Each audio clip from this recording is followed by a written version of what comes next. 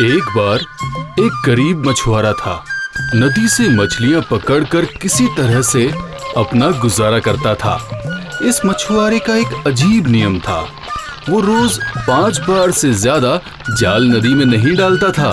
इससे वो जितनी भी मछलियां पकड़ता था वो उसी में संतुष्ट रहता था। फिर एक दिन ऐसा हुआ। वाह, आज का मौसम तो बहुत अच्छा है। लगता है आज बहुत सारी मछलियां पकड़ पाऊंगा।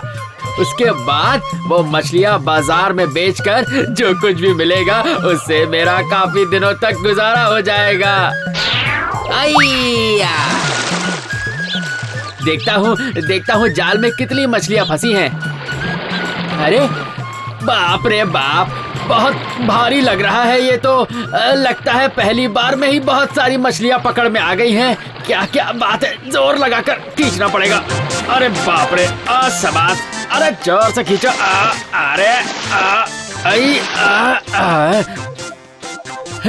ये क्या? ये तो पेड़ की सूखी टहनी है। अरे दांत तेरे की। चलो कोई बात नहीं, पहली बार में जो हुआ सो हुआ। अगली बार ऐसा नहीं होना चाहिए। चलो फिर से कोशिश करता हूँ। बहुत सी आशाएं लेकर पानी में जाल डाला है। इस बार जरूर मेरे नसीब खुलेंगे। अरे बाप रे, ये तो पिछली बार से भी ज्यादा भारी है। अरे ये तो इस बार तो मैंने बड़ी आशा से जाल फेंका था। इस बार भी मेरे हाथ कुछ नहीं लगा। फिर भी मैं उम्मीद नहीं छोड़ूंगा। एक बार और कोशिश करके देखता हूँ।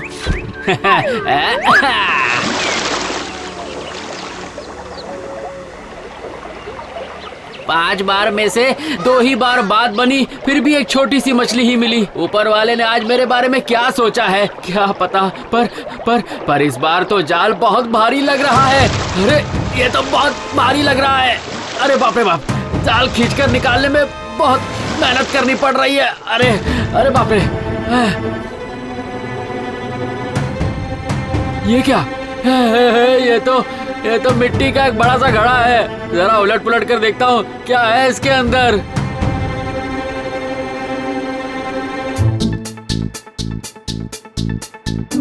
अरे ये तो घड़े के भीतर मोहरे वोहरे कुछ नहीं है, सिर्फ सड़ी हुई मिट्टी पड़ी है। आज मैं बाजार में क्या जाकर बेचूंगा? वहाँ घर में मेरे बच्चे मेरी राह ताक रहे होंगे। चावल दाल खरीद कर ले जाऊंगा, तभी तो घर में चूल्हा जलेगा।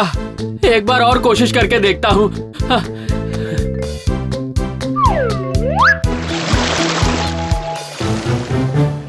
एक बार और देखता हूँ इस बार मेरी किस्मत में क्या है।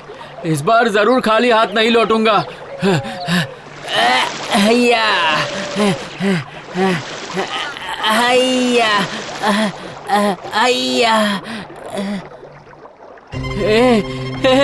ऊपर वाले, ये क्या हो रहा है मेरे साथ? जाल के साथ तो बहुत सारे कांच के टुकड़े ऊपर आ गए हैं और साथ में टूटा फूटा घड़ा भी। 4 बार जाल डाल चुका हूँ, पर लगता है आज मेरे नसीब में कुछ भी नहीं है। आज पता नहीं आज ऊपर वाले की क्या मर्जी है। फिर भी हिम्मत हारने से काम नहीं चलेगा ना। हिम्मत हारने से नहीं चलेगा। एक और बार कोशिश करके देखता हूँ। ये आखिरी बार है। देखता हूँ इस बार मुझे क्या मिलता है। किंतु ये क्या? ये क्या? जाल को तो मैं बिल्कुल भी नहीं खींच पा रहा हूँ। जरूर किसी पत्थर में मेरा जाल जाकर फंस गया है।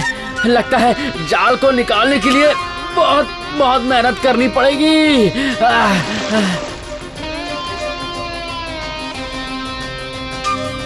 अरे ये क्या है? इस बार तो एक तांबे का कलश बाहर आया है। इसके मुंह के ढक्कन पर कुछ आकार बना हुआ है। इस पर भी कुछ खुदाई की गई है। इसको देखकर तो लगता है ये किसी महान राजा का कलश है। जरूर इसके अंदर कीमती रत्न होंगे। चलो आज ऊपर वाले को मुझ पर दया तो आई। अब मेरा अभाव खत्म हो जाएगा। पर इसके अंदर कुछ है या नहीं ये तो अभी तक पता ही नहीं चल पाया है। अगर हीरे जवाहरात होते तो मुझे आवाज तो आती। इसे खोल कर देखता हूँ।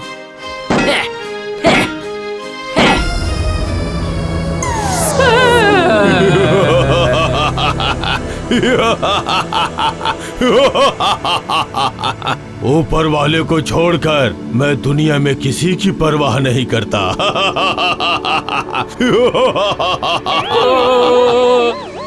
बताइए मेरे आका, क्या हुक्म है? आज से मैं आपका गुलाम हूँ। बस मुझे जान से मत मारिएगा। मैं कभी भी आपके आज्ञा की अवहेलना नहीं करूँगा।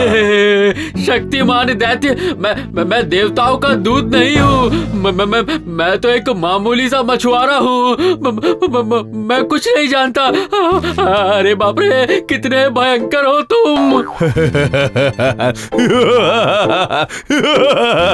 अच्छा ही हुआ, बहुत अच्छा हुआ। लगता है आपने ही मुझे मुक्ति दी है। मैंने ही तुम्हें मुक्ति दी है। वही जो मुक्ति तुमने बोला वही दी है। बढ़िया, बहुत बढ़िया। फिर तो अब आपको मरना पड़ेगा। क्या कहा? मैंने तो तुम्हें कोई नुकसान नहीं पहुंचाया है, बल्कि इस कलश में बंदी थे तुम। मैंने तुम्हारी तकलीफ दूर की है, तुम्हें मुक्ति दी है। फिर मुझे क्यों मारना चाहते हो? बताओ। तो फिर सुनिए, बहुत दिनों पहले अपनी ताकत के अहंकार में मैंने देवताओं के विरुद्ध युद्ध की घोषणा कर दी थी। पर उस युद्ध में हार जाने के बाद देवताओं ने मुझे एक तांबे के कलश में बंद करके उस कलश को समुद्र के पानी में फेंक दिया और कहा कि जब तक मुझे मुक्ति नहीं मिल जाती उतने दिनों तक मुझे अपने अपराधों के लिए ऊपर वाले से क्षमा मांगते रहना होगा। और तभी से मैं इस कलश के अंदर कैद हूँ। और मैंने पता नहीं किस दुर्बुद्धि के कारण इस कलश का मुंह खोल दिया। इस कलश के भीतर मेरा जीवन बहुत ही कष्टों से कट रहा था। एक दिन मैंने कसम खाई कि 500 वर्षों के भीतर जो मुझे मुक्त करेगा उसे मैं बहुत सारे रत्न देकर खुश कर दूंगा। हाँ, तो मैंने ही तुम्हें मुक्त किया है। वो सारे रत्न मुझे दे दो तुम। लेकिन 500 वर्ष बीत गए पर मुझे किसी ने आजाद नहीं किया।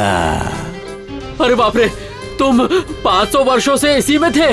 उसके बाद सोचा जो मुझे 1000 वर्षों में मुक्ति देगा उसे मैं उसके इच्छा अनुसार 3 वरदान दूंगा। दो फिर 3 वरदान मुझे दो। मैंने ही तो तुम्हें मुक्ति दिलाई है, अब मैं ही हूँ वो।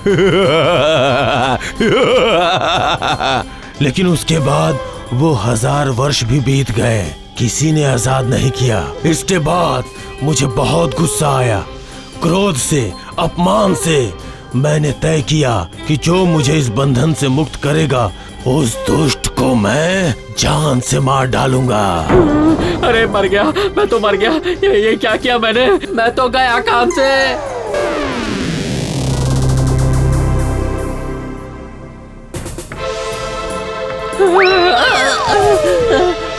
हाँ, अब तुमने मुझे मुक्ति दी है, इसलिए अब मैं तुम्हें मारूंगा। अरे बाप रे, लगता है आज मेरे प्राण चले ही जाएंगे। पर बचने के लिए एक आखिरी कोशिश तो मुझे करनी ही पड़ेगी।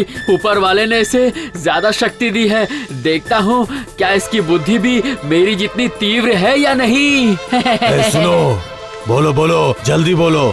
अरे बोलो, क्या बड़बड़ा रहे हो तुम? अरे दैत्य भाई, वो क्या है कि अब तो मुझे मरना ही पड़ेगा, पर मरने से पहले मेरा एक संदेह है, बस वो मिटा दो ताकि मरने के बाद मुझे कोई दुख ना रहे। आखिर कैसा संदेह? यही कि इतना बड़ा शरीर लेकर तुम इतने छोटे से कलश में आए कैसे? मुझे तो लगा तुम झूठ कह रहे हो, मुझे तो विश्वास ही नहीं हो रहा है। नहीं, बिल्कुल नहीं, तुम इसके अंदर आए नहीं सकते। मैं झूठा हूँ? क्या मैं इस कलश के अंदर नहीं रह सकता हूँ?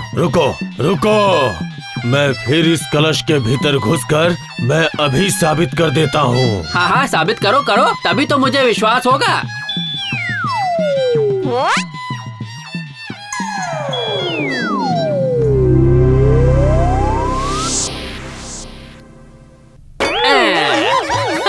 अरे छोड़ो, छोड़ो मुझे, छोड़ो। अरे छोड़ो मुझे। अब तुम चाहे जितना छोड़ दो। भी चिल्ला लो, मैं तुम्हें कलश से नहीं अरे निकालने मुझे वाला। छोड़ दो। अब रहो इसी कलश में कुछ और 1000 वर्षों तक। इसी के भीतर रहो, तुम इसी लायक हो। छोड़ो, छोड़ो मुझे। मछुआरे भाई, दया करो, मैं तुम्हें कोई नुकसान नहीं पहुंचाऊंगा। तुम्हें मैं बड़ा आदमी बना दूंगा। मुझ पे विश्वास करो। बस मुझे छोड़ दो, छोड़ दो मुझे। बिल्कुल नहीं छोड़ूंगा। मैं तुम्हें छोड़ दूं और आकर तुम मेरा गला दबा दो। चालाकी दिखाने के लिए तुम्हें और कोई नहीं मिला। ऊपर वाले की सौगंध खा के कहता हूँ, मैं तुम्हें कोई नुकसान नहीं पहुंचाऊंगा। अच्छा ठीक है, जब इतना कह ही रहे हो तो फिर लो, ये कलश मैं खोल ही देता हूँ।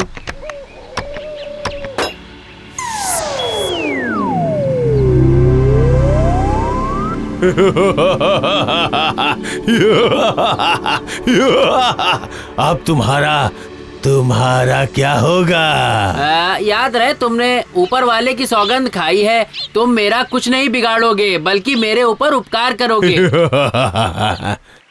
चलो चलो, तुम मेरे साथ चलो। तुम्हें डरने की कोई जरूरत नहीं है। मैं तुम्हें कोई नुकसान नहीं पहुंचाऊंगा।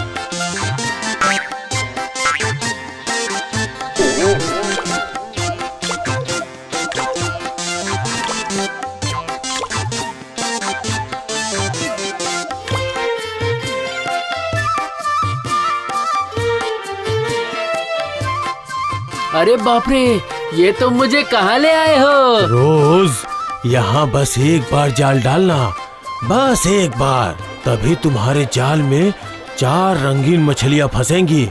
उन मछलियों को लेकर तुम महाराज के दरबार में चले जाना। वो इन्हें पाकर खुश हो जाएंगे और तुम्हें ढेर सारा इनाम देंगे। फिर तुम्हारी गरीबी दूर हो जाएगी।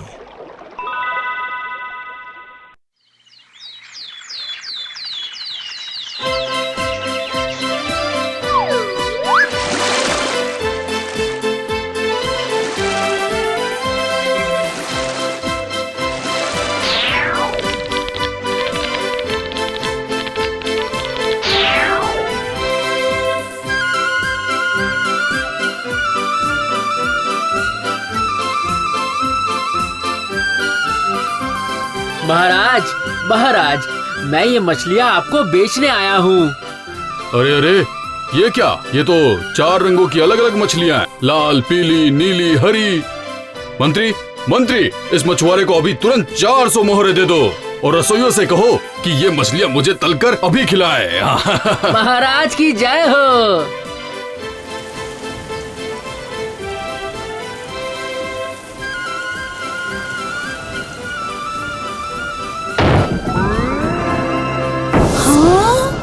मछली भैया, मछली भैया, मेरी आवाज सुन रहे हो? सुन रहा हूँ। क्या बात है, कहो।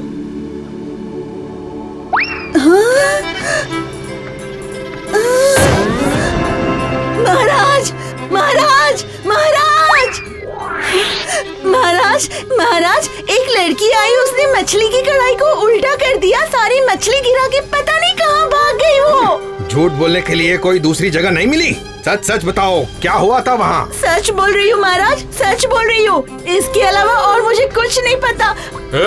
कोई है? उस मछुआरे को संदेश भेजो, फिर से 4 मछलियाँ पकड़ कर लाए।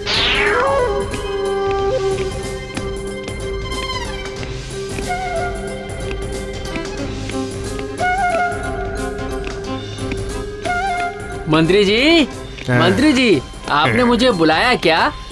हाँ, बुलाया है। मुझे वैसी और 4 मछलियाँ चाहिए। मगर मंत्री जी, आज तो उससे ज्यादा मछलियाँ नहीं आ सकती। प्रतिदिन 4 से ज्यादा मछलियाँ पकड़ना निषेध है। ठीक है, तो फिर कल ले आना। ठीक है मंत्री जी।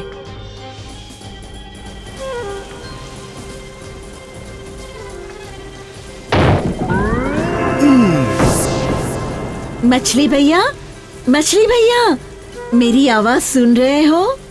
सुन रहा हूँ, सुन रहा हूँ। क्या हुआ बोलो?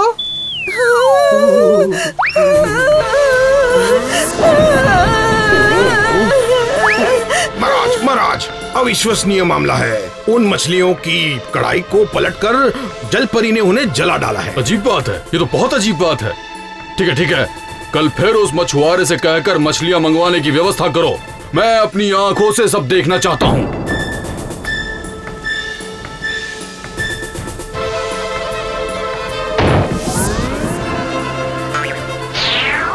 मछली भैया, मछली भैया, मेरी आवाज सुन रहे हो? सुन रहा हूँ, सुन रहा हूँ। क्या बात है बोलो?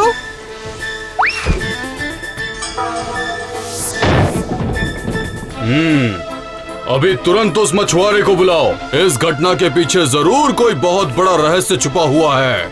ए सुनो, ये मछलियाँ तुम कहाँ से लाते हो? महाराज, वो पास के जंगल में पहाड़ के पीछे एक सरोवर है। बस वहीं से मैंने ये छोटी छोटी रंगीन मछलियाँ पकड़ी हैं। तो क्या वहाँ तक पहुँचने का तुम मुझे रास्ता बता सकते हो? हाँ, अवश्य महाराज, अवश्य अवश्य। दूसरे दिन राजा सुबह सुबह चलते चलते सरोवर को पार करके एक स्थान पर पहुँचे और वो स्थान एक पुराने राजमहल जैसा था।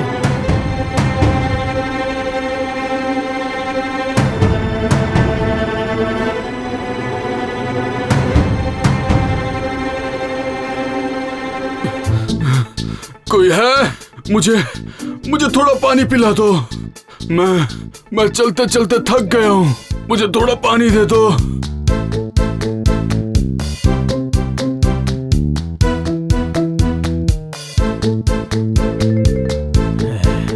हे ऊपर वाले, मुझे और कितनी सजा दोगे? मैंने तो कोई भी पाप नहीं किया है। कौन है आप? मैं इस शहर का राजा हूँ। एक निष्ठुर जादूगरनी के शराब से मेरी ये दशा हो गई है। ये आप क्या कह रहे हैं? हाँ, मैं सही कह रहा हूँ। अपने सरोवर में जो वो रंगीन मछलियाँ देखी, वो सब मेरी प्रजा है। एक समय इस पहाड़ी इलाके में चमत्कारी फूलों और फलों से भरा हुआ एक राज्य था। अपने पिताजी की मृत्यु के बाद एक सुंदर स्त्री से मैंने विवाह कर लिया। एक दिन जब मैं आंख बंद करके सो रहा था, तभी 2 दासियों की बातें मेरे कानों में पड़ी। हाय हाय, इतने अच्छे राजा की इतनी दुष्ट रानी, ये तो बहुत ही दुख की बात है। और नहीं तो क्या, रोज रात को खाने के बाद राजा जो शरबत पीते हैं, उसमें नींद की दवाई मिली होती है। इसका मतलब तुम्हें भी सब पता है। रोज रात को महाराज के सो जाने के बाद वो डायन पता नहीं कहाँ चली जाती है और नींद खुलने के पहले फिर से लौट भी आती है। हाँ, इसी वजह से शायद शाह के लोग प्रतिदिन कम होते जा रहे हैं। उस दिन शाम को जब रानी आई तो मैंने उनसे पूछा, अच्छा रानी, तुम रोज रात को कहाँ जाती हो? तुम सब जान गए हो। जाओ, पत्थर बन जाओ।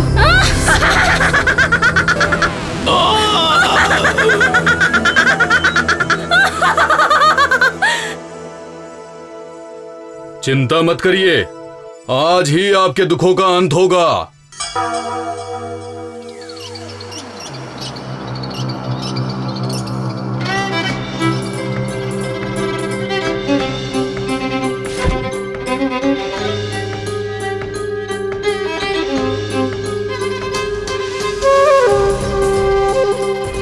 हे शैतान, मुझे शक्ति दो, मुझे अपनी शरण में ले लो। तुम बहुत बड़ी पापी हो। तुमने अपने ही पति को अपाहिज बना दिया और अपनी ही प्रजा के लोगों को मछली बना दिया और खूबसूरत राज्य को जंगल बना दिया। जाओ, पहले उन्हें उनकी सही अवस्था में लाओ। आप मुझे जो करने को कहेंगे मैं वही करूंगी।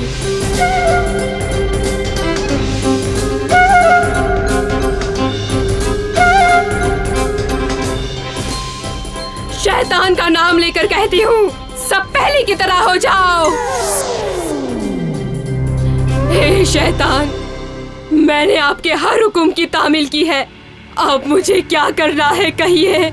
नहीं नहीं नहीं, और कुछ भी नहीं, कुछ भी नहीं। जो किया है वो ही काफी है। अब जादुई बोतल को नीचे रखकर दूर जाकर खड़ी हो जाओ। ये लो अपना पुरस्कार। चमगादड़ बन जाओ।